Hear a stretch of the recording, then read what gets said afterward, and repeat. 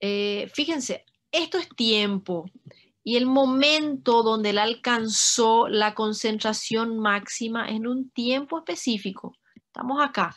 Demoró desde la hora 0 hasta esta hora aquí para alcanzar la concentración máxima. Eso entonces yo le voy a llamar de tiempo máximo. ¿Está bien? Ponemos aquí, super letra. Ahí, más o menos se entiende. T-max. Tiempo que demora en alcanzar la concentración máxima del fármaco. Pero fíjense que una vez que él pasó esta línea mínima, a partir de acá, él ya está trabajando. Quiere decir que el fármaco desde acá, en este momento aquí, él ya empezó a trabajar. La Tmax no es el tiempo donde él empieza a trabajar. La Tmax es el tiempo donde él alcanzó la máxima concentración. Recuérdense, gente, que el fármaco que les hablé de la neumonía va a trabajar en el pulmón. Estas mediciones son mediciones de concentraciones plasmáticas. Difícilmente yo logre tener concentraciones tisulares del medicamento. Por lo tanto, lo equivalente al efecto máximo es la concentración máxima en sangre. Entonces, la Cmax es una concentración máxima en sangre. Tmax sería el tiempo que demora para alcanzar esa concentración máxima. Pero yo entendí ahí que él empezó a trabajar aquí, pasando esa línea. Cuando él ya entró en la ventana terapéutica, él ya empezó a trabajar. Entonces, eso es antes.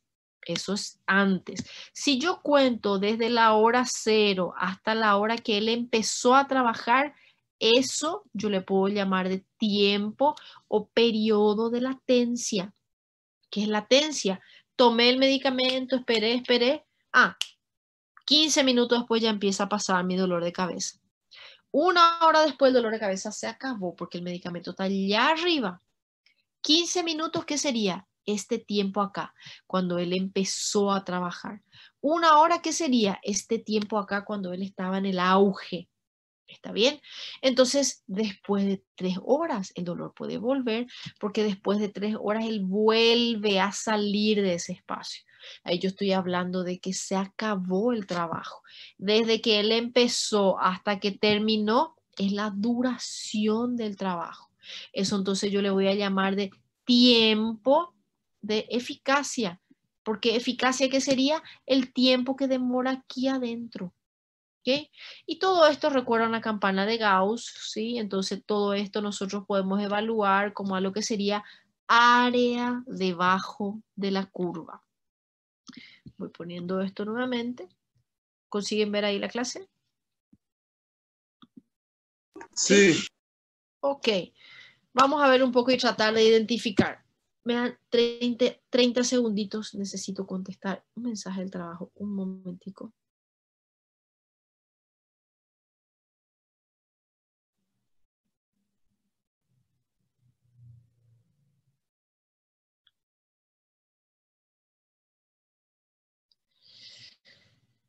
Ok, bien. Entonces, gente, tiempo máximo, tiempo que demora en alcanzar la concentración máxima en la sangre, tiene una correlación con el efecto propio del fármaco, periodo de latencia, tiempo que demoró para empezar a trabajar y la duración, el tiempo de efectividad, área debajo de la curva es area under the curve, AUC, área debajo de la curva es el AUC, ¿ok? Entonces cuando yo tengo la Cmax, que está localizada entre la concentración mínima efectiva y la máxima terapéutica, eso es correcto. Cuando mi Cmax está localizada por debajo de la mínima efectiva, ¿qué piensan que va a pasar? ¿Qué piensan que va a pasar? No va a ser ineficaz. No va a ser efectivo. ¿Cuál es la solución probable entonces en ese caso? ¿Qué piensan? No llegó a esa cantidad que usted Tomar pretendería. outro medicamento. Aumentar a dose. Todo está correcto. Me encantó trocar un medicamento, me encantó tomar otro, me encantó Ajustar la dosis, cambiar la doctora. cantidad. ¿Cómo? Ajustar la dosis. Y ajustar la dosis, correcto. Eso más o menos sería, básicamente ustedes están hablando de hacer que llegue para arriba. Fíjense que una de las formas sería evitar que se elimine el fármaco. ¿sí? El fármaco se va a mantener allá y cuando empezaría a eliminarse, él va a continuar acumulándose.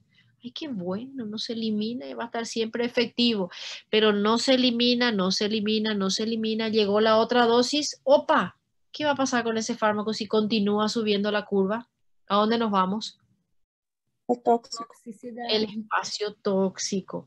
Se dan cuenta entonces como todos esos fármacos cinéticos de absorber, distribuir, metabolizar y eliminar impactan directamente acá, en esta curva de Cmax, Tmax. Yo también les puse el ejemplo de la fiebre. Descubrí un fármaco de fiebre, pero demora 4 días.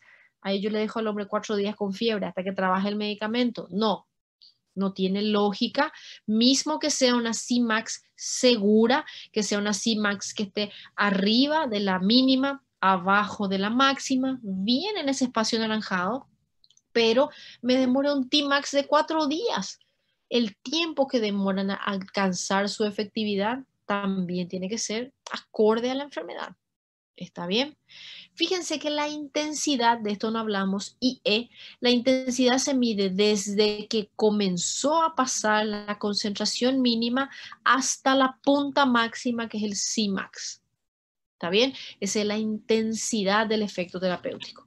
Entonces, vamos a hablar un poquito acá del concepto, ustedes ya saben. Concentración máxima es la concentración más alta en plasma. Recuerden que yo no puedo tener concentración tisular, entonces hay una relación muy estrecha. Tiempo máximo, tiempo que demora en alcanzar esa concentración máxima. Tiempo de latencia, tiempo que demora en superar la concentración mínima efectiva. ¿Consiguieron ver esos conceptos acá, verdad? Ya hablamos de todo. Tiempo de eficacia, vuelvo un poquito para atrás, TE, bien abajo, fíjense, TE desde que empezó a trabajar hasta que salió de ese espacio naranja. Tiempo de duración total del efecto del fármaco, ¿sí? Entonces, las líneas, le hablamos la concentración mínima eficaz, por encima el fármaco suele tener un efecto terapéutico. Y nuevamente acá hablar de los espacios, toxicidad, efectividad, inefectividad. ¿Cuál es nuestro fármaco que realmente deberemos querer? Ese régimen A, él está efectivo. El régimen B comenzó muy bien, pero continuó para arriba y se volvió tóxico. Así que no es el fármaco que más alta concentración tiene el que me sirve a mí. El que me sirve es el fármaco que se mantiene en ese espacio terapéutico. ¿Ok? Vida media, que es un concepto que también van a leer, van a estudiar. La vida media tiene que ver por la pendiente de descenso. Cuando nosotros vemos el área debajo de la curva, el tiempo que tarda la concentración en reducirse a la mitad puede ser el tiempo final o inicial, pero generalmente el que se toma en cuenta es agarro la mitad del fármaco y ese tiempo que demoró en eliminarse la mitad, ese es el tiempo de vida media.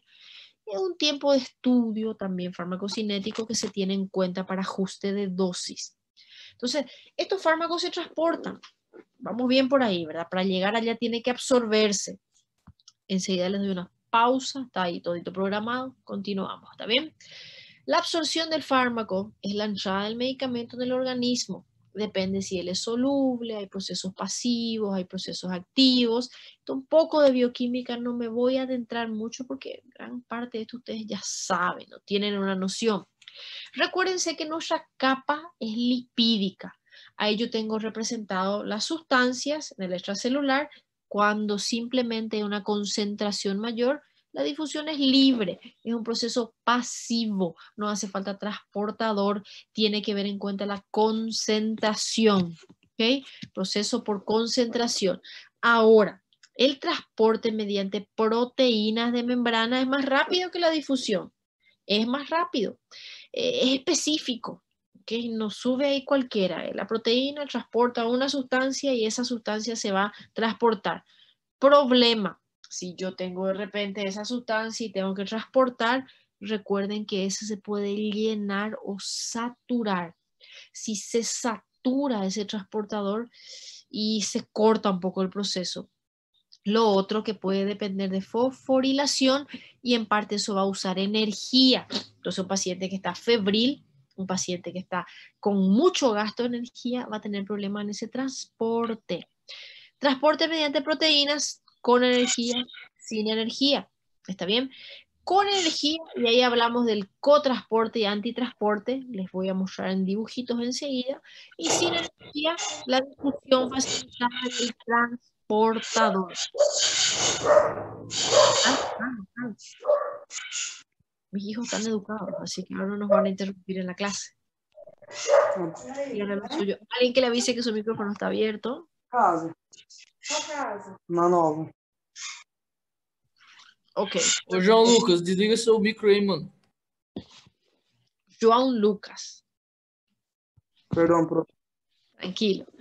Fíjense, yo tengo el primer ejemplo allá arriba. Se dan cuenta que es una proteína que está transportando. Y gente, si viene un cuadradito, ahí no da, porque él está transportando bolitas. Entonces, él es específico, él es saturable, pero una difusión, un transportador.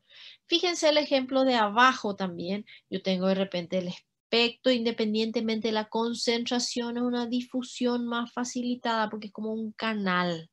Y a la derecha tengo abajo y a la derecha, fíjense que hay una sustancia lila y un puntito rojo, ¿verdad?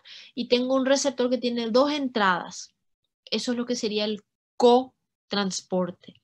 Entra uno y ahí entra el otro y juntos se tienen que transportar. Ejemplo, el receptor beta.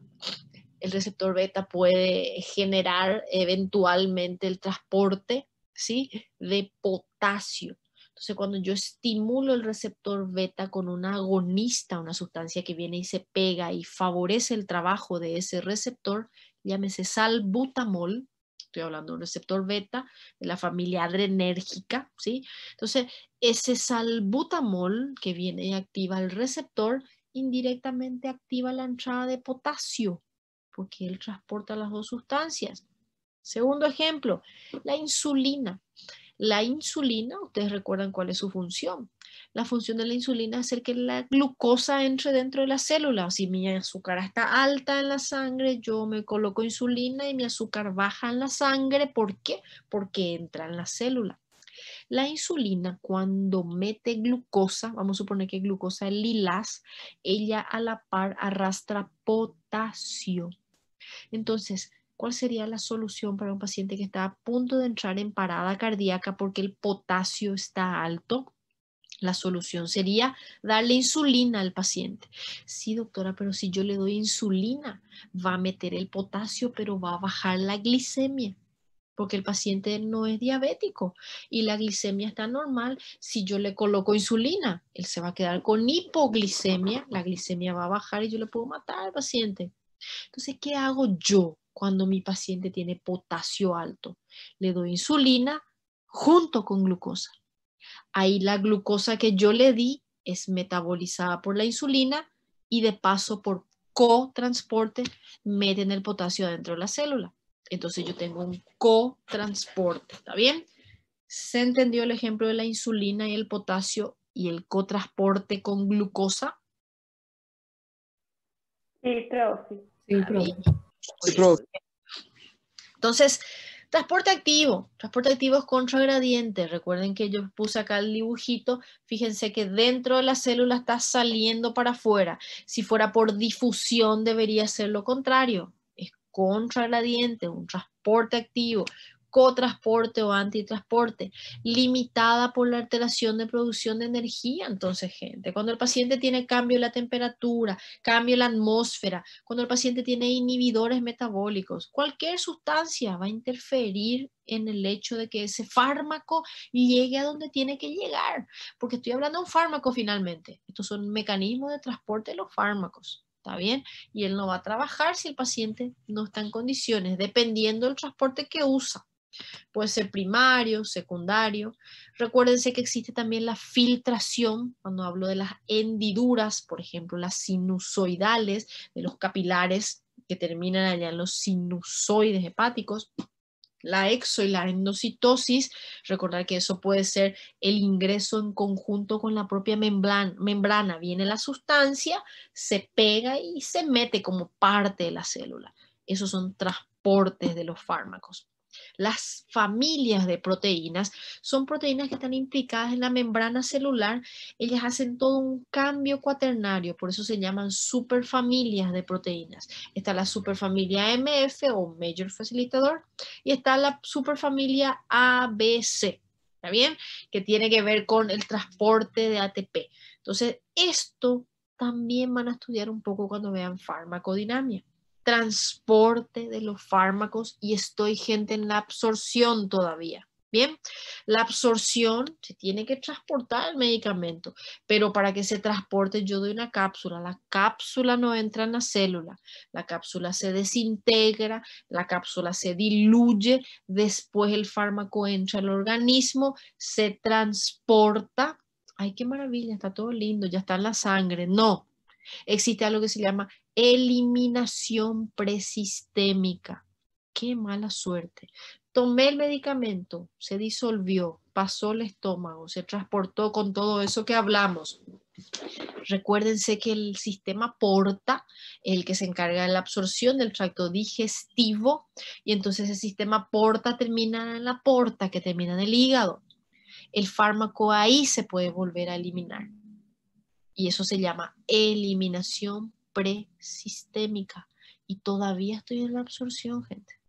Ese es un paso de la farmacocinética. Y ustedes me van a decir, ¿qué va a pasar si demora la absorción? ¿O qué va a pasar si no hay absorción? ¿Será que Cmax y Tmax van a ser iguales? ¿La cantidad máxima va a ser igual si los absorben? La lógica te dice que no, ¿verdad? No se absorbió, entonces no va a tener concentración igual. Ahora, demoró en absorberse, la velocidad demoró y no va a ser igual el tiempo. Y ahí se recuerdan del fármaco que apagaba la fiebre en 4 días, no sirve para nada. ¿Okay? La absorción depende entonces de estas características del fármaco, de su pH, de su mecanismo de absorción, si es difusión, si es cotransporte, etc. La absorción depende también de las características de la preparación. Hay cápsulas que son llamadas cápsulas blandas y viene la clásica propaganda de que el efecto es más rápido. Otras son cápsulas de gelatina, otras son comprimidos, otros son soluciones. De repente son polvos que hay que reintegrar, ¿sí?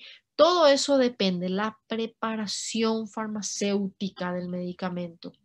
Claro, si yo estoy tomando un comprimido y tengo 70 diarreas porque me fui a comer algo errado y mi intestino está acelerado, ese fármaco no se va a absorber. El espesor de la membrana, la motilidad gastrointestinal, todo influye en la absorción. Y ahí llegamos en esta última palabra antes de la pausa, ¿okay? Que es la biodisponibilidad. Cuando yo hablo realmente de medicamento que llega en la biofase de forma inalterada, no me sirve que llegue y él no esté, que esté todo detonado, no va a trabajar. El fármaco que llega de forma inalterada para producir su efecto, esa es la biodisponibilidad. Entonces, la absorción, que es todo eso que hablamos, es una parte de la biodisponibilidad. ¿Y por qué? Y porque la biodisponibilidad depende de algo que se llama eliminación presistémica. Todo medicamento que no sea intravenoso puede haber una absorción incompleta. Por vía oral, un fármaco se absorbió acá en la boca, pero se elimina otra vez por las heces. Se absorbió en el intestino y en la mucosa intestinal hay una glucoproteína que ¡pum!, le vuelve a tirar en la luz del intestino. No pasó nada de eso. Se absorbió, pero llega al hígado y eso se puede llamar o se llama primer paso hepático. Esa es una forma muy común de eliminación presistémica. El fármaco se metaboliza. Opa, hay un error ahí de escritura, pero ahora mismo no puedo cambiar. Se absorbe en el tracto digestivo, llega al hígado a través de la vena porta, se metaboliza y no llega completo a la circulación sistémica. Primer paso hepático, entonces, gente, ¿qué es lo que hace? Evita que sea una biodisponibilidad de 100%. Traducción de cómo sale esto en el examen. Todos los fármacos que se absorben 100% tienen biodisponibilidad de 100%? No. ¿Por qué no? Porque puede sufrir primer paso hepático. Se absorbió, maravilla, llegó en el hígado, metabolizó y no llegó en la biofase como debería. ¿Está bien? Entonces siempre va a depender de la forma, la biodisponibilidad puede absoluta o relativa, y obviamente no me olvido de esto, vía de administración. Esto es algo que todos sabíamos. En algún momento de la historia, ustedes estudiando no medicina, esto sabe la gente en la calle, ¿verdad? No todos los medicamentos es comprimido. Hay algunos que son inhalados, otros que son tópicos, como la crema o como el colirio, una aplicación local tópica. Después está el que es por vía enteral y luego está el que es por vía parenteral, que pues en el músculo, en la piel, en la vena, en el tejido celular subcutáneo. Siempre la vía que va a ser directa es la intravenosa. Otra pista, periodo de latencia más cortito son los fármacos intravenosos. Si el paciente está convulsionando, yo no le voy a poner una crema para dejar de convulsionar. No existe luego, pero bueno, no le voy a poner una crema porque va a demorar en absorberse. Tiene que ser un inyectable que no tenga riesgo de tener primer paso hepático. ¿Qué era el primer paso hepático? Vía oral, llegó, pasó el estómago, pasó el transporte, llegó en la porta, llegó en el hígado, se metabolizó antes de llegar a la circulación sistémica general. ¿Ok? Bien, están todos así, más o menos. No les veo, pero les veo. ¿Alguna pregunta hasta esta parte? Não, prof. Não. Muy bien. Nos tomamos entonces 15 minutitos